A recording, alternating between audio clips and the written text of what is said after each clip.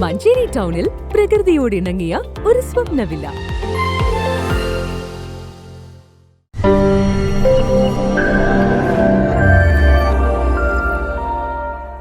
കേരള വേലൻ സമാജം വാർഷിക സംസ്ഥാന കൗൺസിലും ജനറൽ ബോഡിയും നാളെ നടക്കും.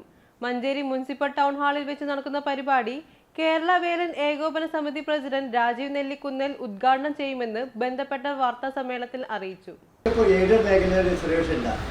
അതൊരു കിട്ടാൻ സാധ്യതയില്ല. SLDP, NSS പഠിക്കിയിട്ടൊന്നും ഏത് ഗവൺമെൻറ് വന്നാലും തരാൻ സാധ്യതയില്ല.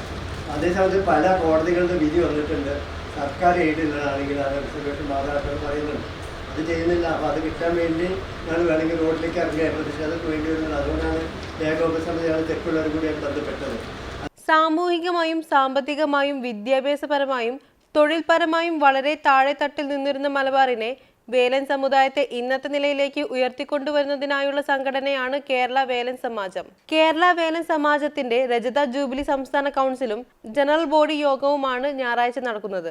സംവരണാനുകൂല്യം അടക്കമുള്ള ആനുകൂല്യങ്ങളും അവകാശങ്ങൾ നിലനിർത്തുന്നതിനും ഭീഷണികളെ ചെറുക്കുന്നതിനും അർഹരായവർക്ക് കഴിയാവുന്ന സഹായങ്ങൾ ചെയ്യുന്നതിനും സമുദായ ഐക്യം ഊട്ടിയുറപ്പിക്കുന്നതിനും വേണ്ടി പ്രവർത്തിക്കുന്ന കൂട്ടായ്മയാണ് കേരള വേലൻ സമാജം. ഞായറാഴ്ച നടക്കുന്ന പരിപാടിയിൽ മലബാർ മേഖലയിൽ നിന്നുള്ള 1000-ഓളം പേർ പങ്കെടുക്കും.